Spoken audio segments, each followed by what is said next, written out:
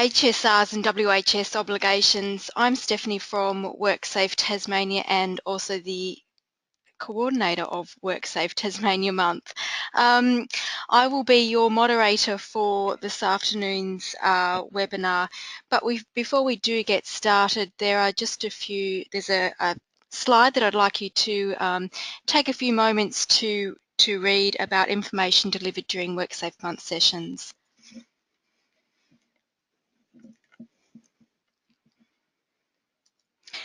I'd now like to go over a few items so that you know how to participate in today's webinar. So we've taken a screenshot of an example of the attendee interface. You should see something that looks like this on your computer screen in the upper right-hand corner. You're likely listening in using your computer's speaker system by default. However, if you'd prefer to join over the phone, just select telephone in the audio pane and the dial-in information will be displayed. You will also have the opportunity to submit questions during today's webinar by typing in your questions into the questions pane of the control panel. You may send in your questions at any time during the presentation, and we will collect these and address them during the webinar and also at the end. We are recording today's webinar as well, so any webinars that we do run during WorkSafe Month will progressively make its way to the WorkSafe Tasmania website. And probably lastly as well, once you do leave today's webinar, you will receive a survey on the presentation, and we would appreciate you completing that survey and providing us with your feedback. I would now like to introduce your presenters for this afternoon. From IPM Safety, we have Beck Luttrell, and we also have Oliver Fearman to present HSRs and WHS obligations. Welcome, Beck and Oliver. Thank you very much, Stephanie. Thank you for joining us this afternoon, everybody. And before we kick off, if we could quickly run a poll question with you all. Okay, so the poll question is, does your organisation currently have health and safety representatives within the workplace? So the poll will come up, and if you can submit your answers, either a yes or no.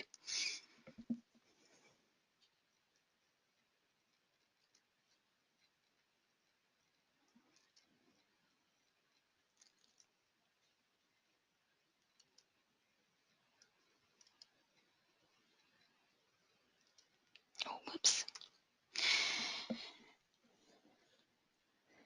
So we'll close that poll in a couple of seconds.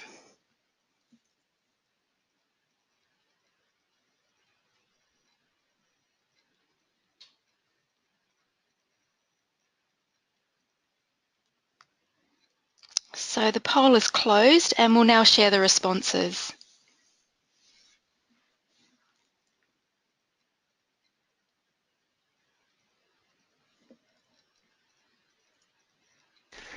Excellent. So it looks like we have a number of workplaces in attendance with some familiarity around HSRs and the experience they can, or the value they can add to a workplace. Before we get started, we'll just give you a brief introduction of ourselves and who the voices you're hearing presently are. My name is Oliver Fearman. I'm a workplace health and safety consultant with IPM Safety. I've been involved in workplace health and safety for just on 10 years now. In the last 5, I've been everywhere from oil and gas in Queensland through to mining and construction in Africa and Papua New Guinea. More recently, my little baby boy came into the world and I decided to get back to Tassie. It's a great place to grow up, in my belief. It's what I did, and I hope he feels the same way when he gets to my age. And with me today is Beck Luttrell. Beck? Thanks, Oliver. So my name is Beck Luttrell and I work as an injury management consultant at IPM Safety. My primary role at IPM is working within the Fitness for Work team, assisting employees on work compensation, return to work in a safe and timely manner. My other role at IPM is also working the Work Health Safety team, consulting and running the public health and safety representative courses across Tasmania. My background prior to commencing at IPM was working in local government, where I was assisting in human resources in the training coordination there. I also have a background in rehabilitation counselling and a Bachelor of Arts in Psychology and Sociology. My ultimate aim through my role in the Work Health Safety scheme is to eliminate injuries in the workplace and make my injury management primary position ultimately redundant. So today we're going to cover a little bit on the benefits of having HSRs in your workplace and what value they can add.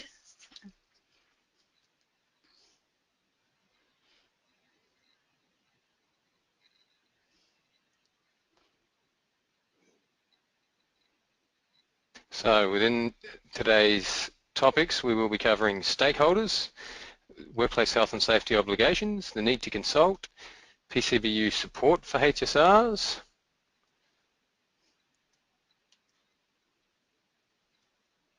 and as soon as it lets me show it, here we are, and identifying HSRs in the workplace and the benefits of having HSRs in the workplace. Now, to ensure that you guys tuning in and listening to us today get the most value you can out of our webinar, please do submit questions as we go so that we can provide any clarity that may be of value to you tuning in. So, to start off with, the key stakeholders within the context of what today are person conducting a business or undertaking.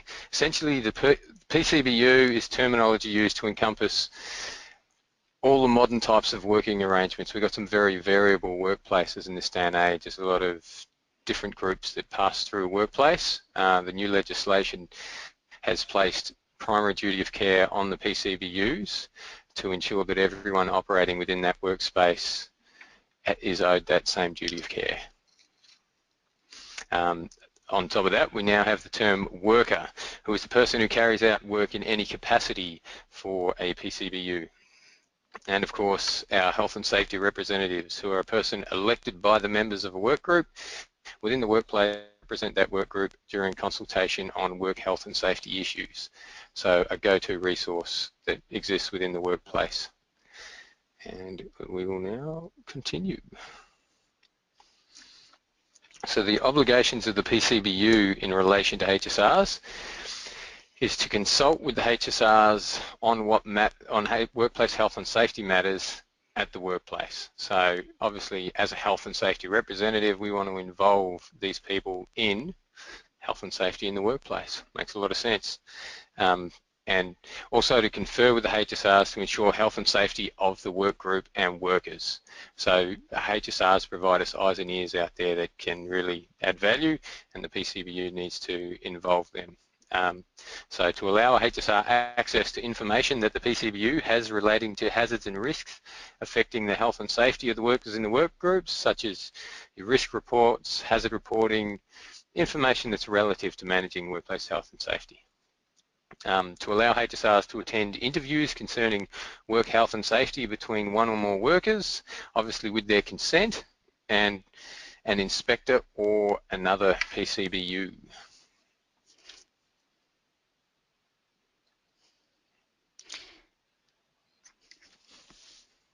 So just following on from the PCBU obligations, other ways that a PCBU are obligated to support HSRs is to provide HSRs with resources and facilities to assist and assistance that is reasonably necessary to enable the HSR to exercise their powers and perform their functions under the Work Health Safety Act. The PCBU must allow a person assisting a HSR to have access to the workplace if it is necessary to enable the assistance to be provided. provided. That PCBU must permit the HSRs to accompany an inspector during an inspection of any part of the workplace where the member of the HSR's work group works.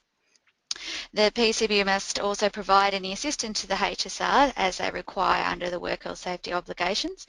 They need to allow the HSR as much time as is reasonably necessary to perform their powers and functions under the Work Health Safety Act, and they need to pay a HSR performing their role the same amount they are entitled to receive when performing their normal duties. So being a HSR does not automatically mean you get a pay rise.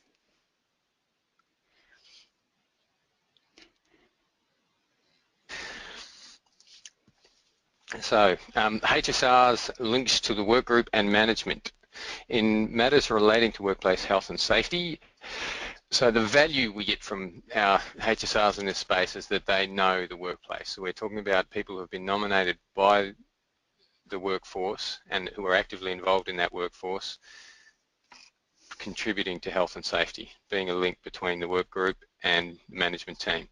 They're easily approached by workers who may feel intimidated by management roles, personalities. Quite often people are more comfortable to spend time talking about these matters with people that they frequently interact with. And obviously when we work together in a work group, we tend to have more involvement with each other than people whose roles have them tied up with other responsibilities. They also have more training in workplace health and safety following the 5-day course that they are able to attend, which obviously makes a significant amount of difference in terms of how they can influence and assist health and safety. We definitely, when we're delivering the health and safety training with the attendees we have, work on giving these people a lot of knowledge to be able to effectively facilitate improved health and safety in their workspaces. And they are privy to strategic information through the Health and Safety Committee. So where a committee exists within the workplace or through the sharing of information within the workplace, they are provided with information relevant to strategies around managing risk in the work environment. And they officially represent the work group regarding workplace health and safety. So there's a go-to for both management and the work group as a whole in relation to workplace health and safety.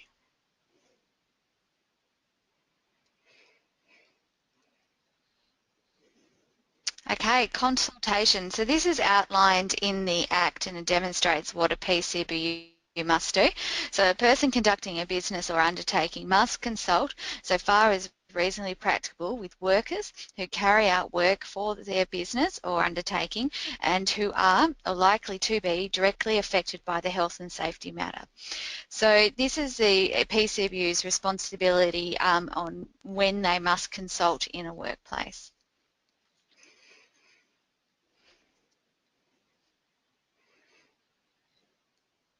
So consultation is consulting your workers who carry out work for you who are directly affected by work health safety matter.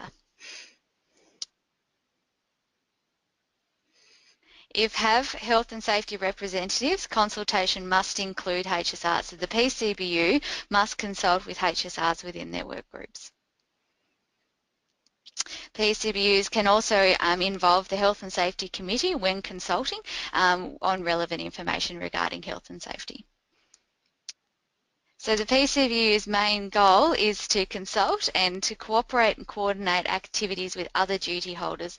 So other duty holders can include contractors and subcontractors, manufacturers of plant and providers of chemicals. So it's providing all the information on health and safety matters regarding the activities within a work group and how they can be changed and affected for their workers. While also actively including people such as contractors, etc., who can exist within that workspace and obviously also hold a duty of care around managing the risks that we see in that workspace.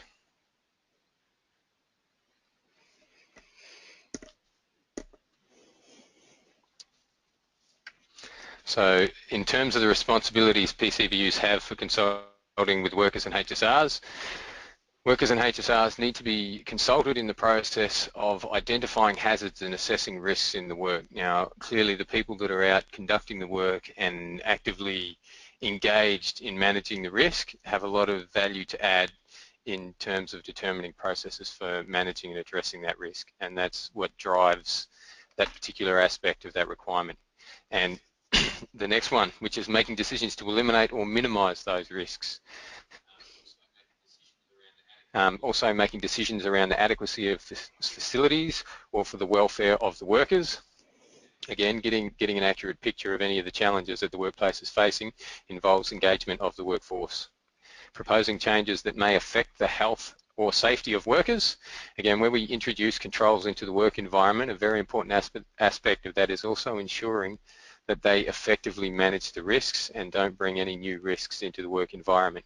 And one of the ways that we're able to identify and address those things is through engaging workers in proposed changes. Making decisions about procedures for consulting with workers, resolving health and safety issues, monitoring the health of workers.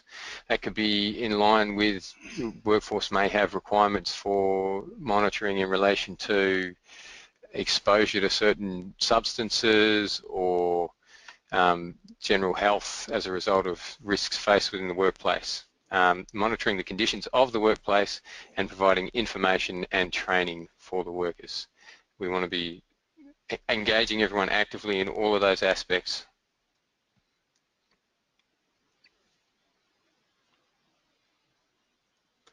And an aspect of effectively doing that is sharing information as well as effective consultation.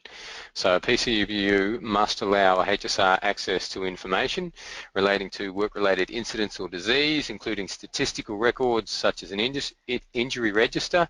Now obviously there's some privacy issues also in this space in terms of individuals who have been injured and the reports have gone in this space. We're not anticipating that all of the private information will also be shared. This is in relation to the information as it specifically pertains to the management of risks existing in the workplace. Items such as asbestos registers and asbestos management plans, which a person with management or control of a workplace must ensure are readily available to HSRs at any times. Obviously that's very important information around managing a specific risk within the workplace, and having that readily available to the people within it is fair and reasonable. Health and safety policies and procedures, including safe work method statements. Obviously, where we have documentation that explains expectations around managing risk and work activity within the workplace, we need to ensure that that is readily available to the people who will be actively managing that risk and also assisting in leading workplace health and safety in the workspace, which is the role of the HSR. Safety data sheets for the chemicals that are used in the workplace, again a fantastic source of information around risks that may exist within some of the activities that workplaces are conducting, and minutes of health and safety committee meetings, which we touched on earlier around the value of that in regards to strategy for health and safety.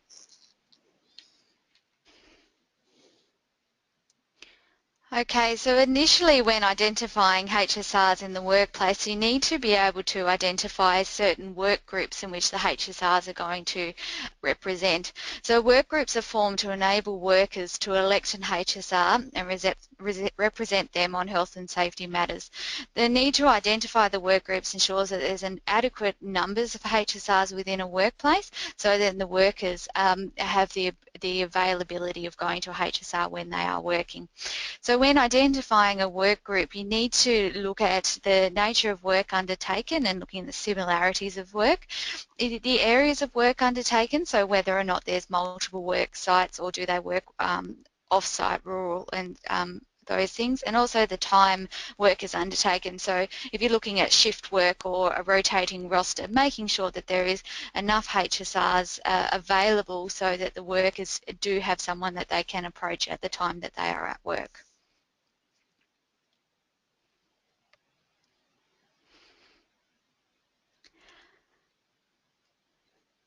So when you've identified the work groups within the workplace, an election process has to occur to elect HSRs and deputy HSRs, and that needs to be elected by members of their work group. So all workers in the workgroup must be provided with a reasonable opportunity to nominate HSRs and vote in the election. The workgroup decides on the election process if one is needed by either a show of hands, a secret ballot or a union process. The PCBU and members of the workgroup must be informed of the election and the outcome as soon as possible. The way the PCBU supports this process is to provide any resources and facilities and assistance that are reasonably necessary to undertake the elections to be conducted. For example, providing reasonable access to printing resources for election notices to be displayed within the workplace. Other resources and facilities include access to a meeting room or to the internet. The PCBU must not unreasonably delay the election of a HSR and cannot simply appoint a HSR. Where a HSR is appointed by a member of the PCBU or an officer, as long as the work group agree that that person can represent them in health and safety matters, then that person can go ahead and become the HSR of that group.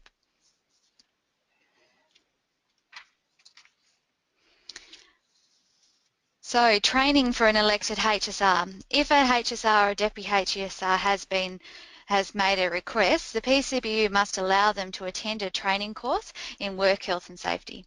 HSRs and deputy HSRs are entitled to attend an initial training course over 5 days. They are also entitled to 1 day's refresher training each year, with the first refresher training commencing 1 year after the initial training. The course of training in health and safety must be approved by a regulator and be chosen by the HSR in consultation with the PCBU.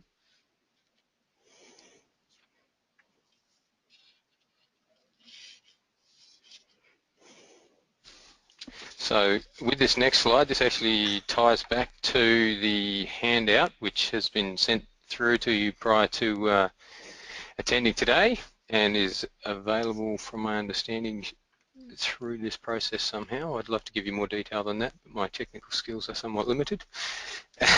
So, in relation to the HSR powers and functions, HSRs have the ability to inspect the workplace after giving reasonable notice to the PCBU.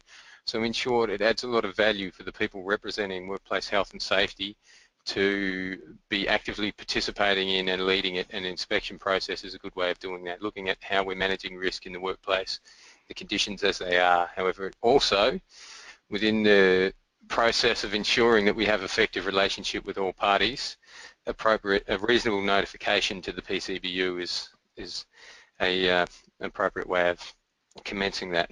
There's also times where inspecting the workplace without notice in the event of a serious and immediate risk to health and safety will also be required.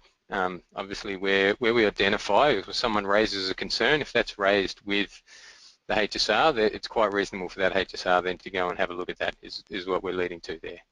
And there's a lot of value in supporting the team within that process. Accompanying an inspector during an inspection of the work group, there's a lot of value to be gained from having experts like the WorkSafe guys come through your workplace and have a look where you can. If you're a HSR and you're looking to get some learning opportunities, that's a great place to start. So definitely where you can get involved in that. Represent a worker at a workplace health and safety interview if requested by the worker. Obviously, if the worker doesn't really want someone there in attendance to support them, we can't make ourselves present. However, where they would like that, there's a lot of value in doing so. Whenever necessary, request the assistance of any person. And again, that's about, we're a health and safety representative within the workplace. We want to ensure that we can support people, and sometimes we need help in doing that. However, there is a bit of a catch to that in the space of just because you would like assistance doesn't mean that we can bring someone in who will cost the organisation money. So we need to be aware of that, and where that may be the case, discuss with the organisation how that might be appropriately managed. Direct the work group or worker to cease work. So anyone within the workplace obviously has the opportunity and needs to stop work that is unsafe or could lead to harm. However, in the position of HSR, you are entitled to direct a group, which is within the space of going over and saying, hang on guys, I have a serious concern here, how are we managing this? And where it's appropriate, saying, right, we need to stop, we need to resolve this situation. issue a PIN, and again, you'll hear a lot about that in HSR training. Essentially, that's a tool for, we've tried the other avenues and now we need to stop it. The PIN will assist you there. And obviously the final dot point is leading to the handout, which is hopefully in your hands right now. Your other powers and functions are to represent the workers in their work group in relation to workplace health and safety matters, to monitor the measures taken by the PCBU to comply with the Workplace Health and Safety Act in relation to the work group members. That's about looking at, are we managing risk effectively? Are we fulfilling our duty of care?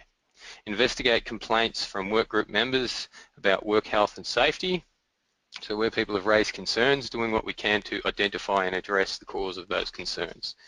And inquire into anything that appears to be a risk to the health and safety of workgroup members arising from the conduct of the business or undertaking. Again, we're a health and safety representative. Getting actively involved in identifying and addressing issues is very much one of the functions.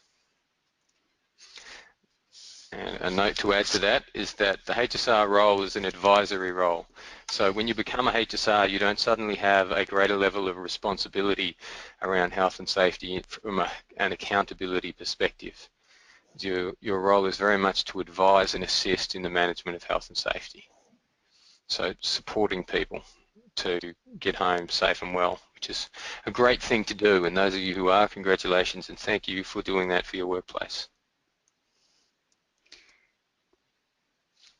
So one of the primary duties that a HSR has is building constructive relationships. So they need to be able to build and maintain relationships with managers and supervisors of their work groups, members of the Health and Safety Committee, and obviously the workers that they represent. In order to do this effectively, a HSR must be approachable and trustworthy and be the go-to person for their workers. They need to hear what's really going on in the workplace, so being on the ground, being involved in the activities of day-to-day functions of that work group. Being respected enough to be heard, so not just within the workers but also within their supervisors and managers as well. And by having a closer relationship and greater contact with both the workers and the managers and supervisors in the work groups, it often gives more and better information. So having that approachable nature will assist a HSR in being able to complete their investigations and come up with solutions that are beneficial to everyone.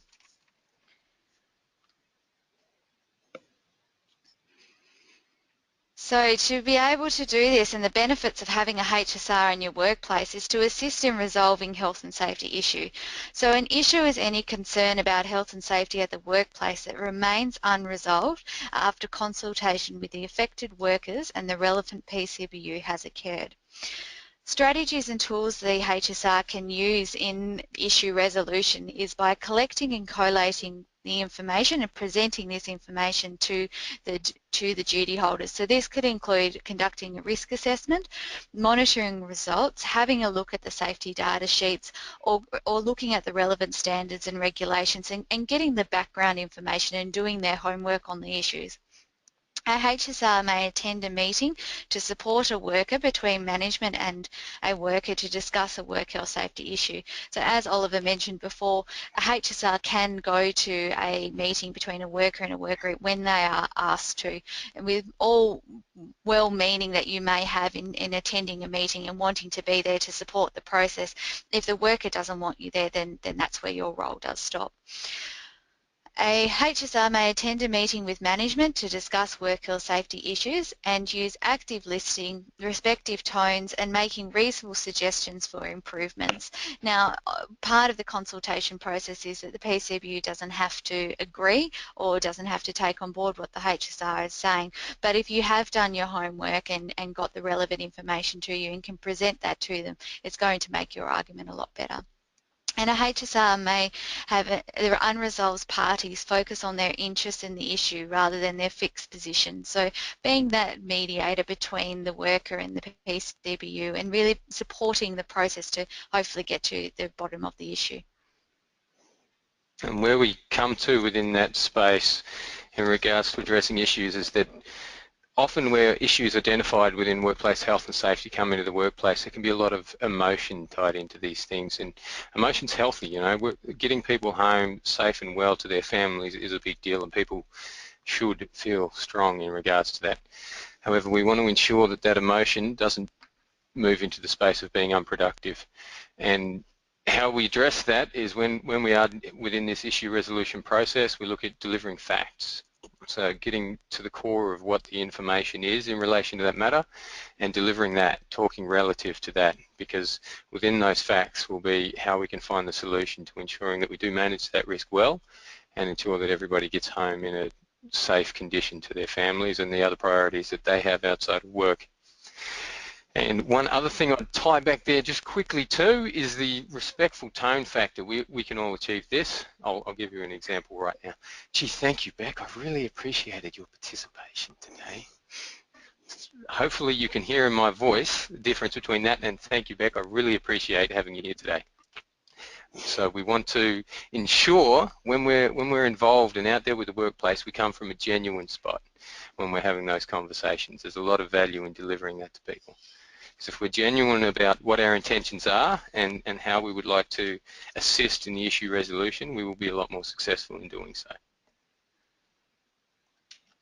So the benefits of a HSR in the workplace. Well, I'm hoping by the response that we got to our poll right at the start that many are aware of some of these benefits. The reality is where we have a larger number of ears and eyes in the workplace with a higher level of understanding of what health and safety is and how to effectively manage that, we can ensure that the issues are not only identified but reported and the appropriate processes are followed so that we can track how we're performing in terms of effectively and systematically managing risk that exists within our workplace. Forming cooperative relationships with supervisors and managers of your work groups, that in itself is a talent, and many HSRs that I've met so far through the training courses that we've done have found that to be one of the biggest challenges. Work groups are incredibly diverse people. As a management, everybody that you will encounter in a workplace will be different to everyone that you have met prior, and being able to effectively form cooperative relationships with all of them is a challenge. It doesn't mean you have to be everybody's friend. Achieving that is probably beyond all of us. However, we need to be able to be cooperative and effective in doing what the goal is for all of us, which is getting everyone home to their families and their priorities outside. So also assisting workers to complete an incident or hazard report. Those of you who are listening that are HSRs, I'm truly believing that all of you already presently are very aware of the systems that exist within your workplace around hazard reporting, incident reporting, etc. And that really needs to be the case. One of the strengths that you can deliver for your team is assisting them to understand how to do these things. And that's not just through saying, hey, go over there and grab that form and go and hand it to so-and-so. That's, look, are you familiar with how to do this? Can I help you with it? Just to ensure that people get a good understanding with these processes and they're comfortable to use them. The more comfort and clarity we have within our workforce, the greater our ability to use the processes that we have to support them. Treat all issues in a sensitive and confidential manner. I've been working in workplace health and safety for 10 years, and partly due to my really bad memory and partly due to understanding that some of the stuff people share with you when you're the health and safety representative or go-to person within a workplace might not necessarily need to go to anybody else, and some of it will.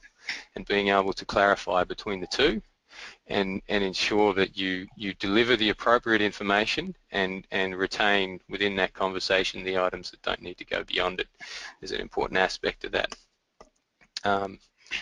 Ensure important health and safety information gets to workers. As Beck touched on before, within that space of being a health and safety representative, you get a lot of information from both sides, from the management and from the workforce, that needs to be delivered to either of those two groups. That divide between management and work groups, in my experiences in workplace health and safety so far, is one of the biggest challenges to overcome, and the health and safety representative role is crucial in being able to bridge that gap and ensure that both parties are able to communicate clearly and effectively with each other around a very important topic. And providing guidance and support to all workers on site in dealing with any workplace health and safety issue. So through the existing knowledge and experience of being workers in a workplace who have existed in there long enough to develop the respect that you have to be nominated into the health and safety representative position, and also through the 5-day course that you can do as well, you'll have a skill set that enables you to effectively assist people in dealing with workplace health and safety issues that exist within that workspace. And now, questions, folks. Well, thank you. I'm hoping Stephanie has some for us. Not just yet, Beck and Oliver, but thank you very much for your presentation this afternoon, HSRs and WHS obligations. There is still time to submit any questions through the questions pane in your attendee control panel. So if there is anything that you'd like to raise with Beck or Oliver, please do. While those questions are coming through, I'll just remind you as well, for any HSRs that are hooked in, that we do have the HSR conference coming up in Launceston next Tuesday on the 13th of October at the Country Club, and then in Hobart on the 20th of October. So if you haven't yet registered for the conference, please do. This year's conference and workshops will cover safe work systems and safety culture, conducting risk assessments and supporting injured workers. Morning tea, lunch is provided, so again, please do have a look in the program. Do head to the WorkSafe Month website, and if you're interested in attending the conference this year, it is a free event to attend. Please do register.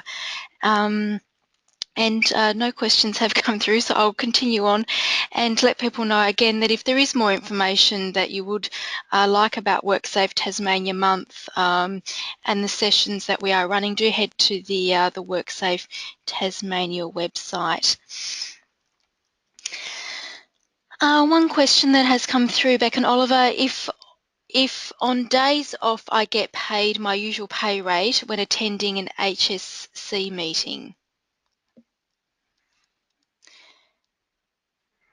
I'll read that again. Sorry, could you repeat that, Steph? I lost you a bit through there. If on days off, if on days off I get paid my usual pay rate when attending an HSC meeting. Do you get paid for attending a HSC meeting? If on days off. If you're on the days off, do you? Yes. That's actually an interesting question. I wouldn't be confident that you do. What I would suggest is that generally what needs to be arranged within the workplace is that those health and safety committee meetings where you're expected to attend to them are delivered within your usual working hours. So that it's obviously difficult if you're on a rotating roster, and if the meetings are on a shift that you're not usually rostered on, then that would need to be a discussion between yourself and management as to if it's on your day off, what is the arrangements? Do I get paid, or is this I come in and or can a deputy HSR, or do I still be able to give my information to that meeting across? But I don't think it's set out anywhere to outline whether or not you get paid, but it's certainly a discussion between yourself and management that needs to be outlined, so then the expectation is quite clear of whether or not you can get paid, or if you're not there, how do you still get your information and what you want to share in the meetings effectively still gets discussed. Yeah, well, there is a requirement that you were still paid your usual rate when performing the role of HSR. Where that requires you to attend something outside of your standard hours, I'd be looking at whether that's necessary to have it at that point in time, whether there's a way to structure it so that it can occur within your standard hours, or looking to discuss with the business how you address the inability to deliver that during that time. Just hearing the comment before about the HSR catch-up that you mentioned, Steph, The just conference. quickly to the attendees, the conference, thank you, I was looking for the right word. I would actively encourage all of you who can to attend that. There's a substantial amount of value in being able to get together with other people who are fulfilling the same role within other work environments. It's an opportunity to hear about how others have overcome or addressed solution challenges that you guys are facing within your own workplaces, and also potentially deliver that same value to some of the other attendees. So where you can, please do so. Thank you for that, Oliver. Still time to submit any questions. A comment did come through, Beck and Oliver, just saying that no show, no pay. That this person was fairly confident of that point. So Yeah, it definitely would normally be a discussion between management and the Health and Safety Committee and the members, and be set out amongst your own agreements in the workplace. So it may differ from work groups to workplaces, but it would be an internal discussion and decision made. So a lot of value in being able to structure those so that people are able to attend them within their working hours. However, obviously some work arrangements that's not achievable, and then we need to negotiate. okay. All right, thank you again for that, Beck and Oliver. And again, just a reminder about the 2 HSR conferences that are coming up. As Beck and Oliver mentioned, they do provide a lot of value and cover necessary topics for HSRs, and it is obviously a good opportunity